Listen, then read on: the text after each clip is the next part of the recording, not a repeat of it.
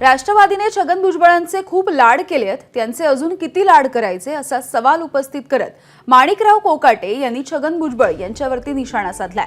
त्यांच्या या टीकेवरती आज छगन भुजबळ यांनी प्रत्युत्तर दिलेलं आहे, बघूयात। छगन भुजबळांचे नाराज झाले का कधी तुमचा पक्ष त्यांची? ते कधी नाराज होते? तुम्हाला कोणी सांगितलं नाराज आहे म्हणून? मला काय वाटत ते नाराज आहे म्हणून, तुम्हालाच वाटतं ते नाराज आहे। जो जे वांछील तो ते लाभो, ज्यांना जिथं जायचंय तिथं जाऊ शकतील, ते काय अडचण नाही। माझे नेते अजितदादा पवार आहे आणि माझे नेते आता राज्याचे मुख्यमंत्री देवेंद्रजी फडणवीस आहे। त्यामुळे माझे नेते दुसरं कोण नाही। पक्षाने पुष्कळ लाड केले, आता काय करायचं राहील? लाड किती लाड करायचे मला सांगा तुम्ही? आता पुष्कळ लाड केले पक्षाने। भाजपमध्ये जायच्या तयारीत आहेत अशी चर्चा त्यांनी। तो त्यांचा निर्णय आहे, त्यांना योग्य वाटतं तो निर्णय ते घेऊ शकतात।